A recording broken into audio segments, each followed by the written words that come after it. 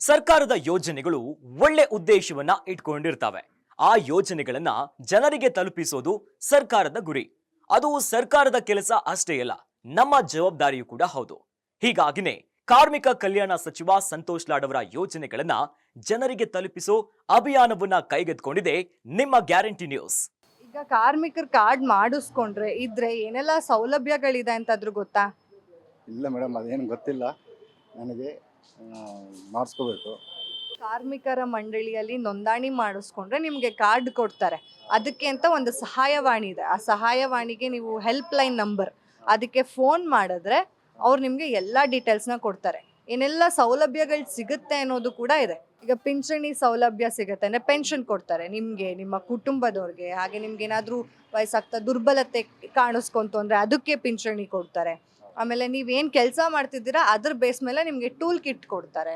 ನಿಮ್ಮ ಮಕ್ಕಳಿಗೆ ಓದೋದಕ್ಕೆ ಸಹಾಯಧನ ಕೊಡ್ತಾರೆ. ನಿಮಗೆ ಆರೋಗ್ಯದಲ್ಲಿ ಏರುಪೇರಾಯಿತು ಅಂದರೆ, ಹೆಚ್ಚು ಕಮ್ಮಿ ಆಯಿತು ಅಂದರೆ ಅದಕ್ಕೆ ಸಹಾಯಧನ ಕೊಡ್ತಾರೆ.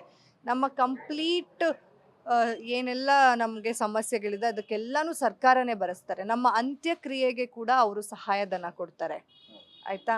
ಆಮೇಲೆ ನೀವು ಮದುವೆಗೆ ಸಹಾಯಧನ ಕೊಡ್ತಾರೆ, ತಾಯಿ ಮಗುಗೆ ಸಹಾಯಧನ ಕೊಡ್ತಾರೆ. ಇಷ್ಟೆಲ್ಲ ಸೌಲಭ್ಯಗಳು ನಮ್ಮ ಕರ್ನಾಟಕ ಸರ್ಕಾರ ಕೊಡ್ತಾ ಇದೆ ಅಂದರೆ ಬಳಸ್ಕೋಬೇಕಲ್ವಾ? ಕಾರ್ಮಿಕರ ಕಾರ್ಡ್ ಮಾಡಿಸ್ಕೋಬೇಕಲ್ವಾ? ಮಾಡಿಸ್ಕೋಬೇಕು ಮೇಡಮ್, ಗೊತ್ತಿಲ್ಲ ಅದೇ, ಇವಾಗ ಮಾಡಿಸ್ತೀನಿ. ಪಕ್ಕ ಮಾಡಿಸ್ತೀರಾ? ಗ್ಯಾರಂಟಿ ಮಾಡಿಸ್ತೀನಿ. 155214 ಇದಕ್ಕೆ ನೀವು ಫೋನ್ ಮಾಡಿದ್ರೆ ಅವರು ನಿಮಗೆ ಏನೆಲ್ಲ ಹೆಲ್ಪ್ ಬೇಕು ಅದನ್ನ ಮಾಡ್ತಾರೆ. ನೀವು ಕಾರ್ಡ್ ಮಾಡಿಸ್ಕೊಂಡ್ರೆ ನಿಮಗೆ ಇದೆಲ್ಲ ಸೌಲಭ್ಯಗಳು ಸಿಗುತ್ತೆ. ನೀವು ಮಾಡಿಸ್ಕೊಂಡಿಲ್ಲ ಅಂದರೆ ಇಷ್ಟು ಸೌಲಭ್ಯಗಳು ನಿಮಗೆ ಸಿಗೋದಿಲ್ಲ. ನಮ್ಮ ಕರ್ನಾಟಕ ಸರ್ಕಾರದಲ್ಲಿ ಕಾರ್ಮಿಕರಿಗೆ ಅಂತಾನೆ ಮಾಡಿರುವಂತಹ ಸೌಲಭ್ಯಗಳು, ಸಂತೋಷ್ ಲಾಡ್ ಅವರು ಕಾರ್ಮಿಕರಿಗೋಸ್ಕರ ಮಾಡಿರುವಂತಹ ಸೌಲಭ್ಯಗಳು. ಮರೀದೆ ಮಾಡಿಸ್ಕೋಬೇಕು. ಇಲ್ಲ ಮೇಡಮ್, ಮಾಡಿಸ್ತೀವಿ. ಏನು ಹೇಳ್ತೀರಾ? ಹೋಗ್ಲಿ, ಇದೆಲ್ಲ ಸೌಲಭ್ಯ ಕೊಟ್ಟಿದಾರಲ್ಲ. ಇಲ್ಲ, ಮಾಡಿಸ್ತೀವಿ. ಎಲ್ಲರೂ ನಾವು ಹತ್ರ ಕೆಲಸ ಮಾಡೋರಿಗೆಲ್ಲ ಮಾಡಿಸ್ತೀವಿ. ನಿಮ್ಗೆ ಗೊತ್ತಿರೋರ್ಗು ಹೇಳ್ತೀರಾ? ಹಾಂ, ಹೇಳ್ತೀವಿ ಮೇಡಮ್. ಪಕ್ಕ ಹೇಳ್ತೀರಾ? ನಮ್ಮ ಹತ್ರ ಎಲ್ಲ ಕೆಲಸ ಮಾಡೋರಿಗೆಲ್ಲ ಮಾಡಿಸ್ತೀವಿ. ಮಾಡಿಸ್ತೀವಿ. ಸಂತೋಷ್ ಲಾಡ್ ಅವರು ಅಂದ್ರೆ ನಮ್ಮ ಕಾರ್ಮಿಕ ಸಚಿವರಾಗಿರುವಂತಹ ಸಂತೋಷ್ ಲಾಡ್ ಅವರು ಹೊಸ ಕಲ್ಯಾಣ ಯೋಜನೆಗಳನ್ನ ತಗೊಂಡ್ಬಂದಿದ್ದಾರೆ.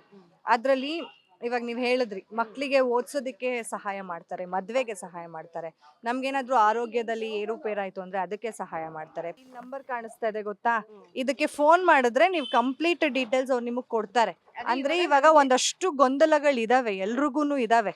ಮಾಡಿಸ್ಕೊಡಲ್ವಾ, ಏನೋ ಆಗಲ್ಲ ಬಿಡು, ಈ ತರ ಅಂದ್ಕೊಳ್ದೆ ಒಂದ್ಸಲ ಇದಕ್ಕೆ ಫೋನ್ಗೆ ಕರೆ ಮಾಡಿದ್ರೆ ನಿಮ್ಗೆ ಅವರು ಹೆಲ್ಪ್ ಮಾಡ್ತಾರೆ. ಅಂದ್ರೆ ಏನೆಲ್ಲ ನನಗೆ ಇವಾಗ 55 ವರ್ಷ ಆದವ್ರಿಗೆ ಪಿಂಚಣಿ ಕೊಡ್ತೀವಿ ಅಂತ ಅವಾಗಲೇ ಹೇಳಿದ್ರು ನಮಗೆ. ನನಗೆ 2008ರಿಂದ ನಾವು ಕಾರ್ಮಿಕರ ಕೆಲಸ ಈ ಏರಿಯಾಕ್ಕೆ ಬಂದು ಮಾಡ್ತಾ ಇದ್ದಿದ್ದು. ನಾವು ಬಂದಾಗಲೇ 25 ವರ್ಷನೇ ಅನ್ಕೊಳ್ಳಿ.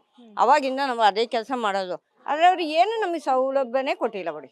ಅದೇ ಇಲ್ಲಿ ನೋಡಿ, ಇಲ್ಲಿ ಅಗತ್ಯ ದಾಖಲೆಗಳು ಏನ್ ಬೇಕು ಅದಕ್ಕೆ, ಹಾಗೆ ಏನೆಲ್ಲ ಅರ್ಹತೆಗಳಿರ್ಬೇಕು, ನಿಮ್ಮ ವಯಸ್ಸು ಕೂಡ ಇದೆ.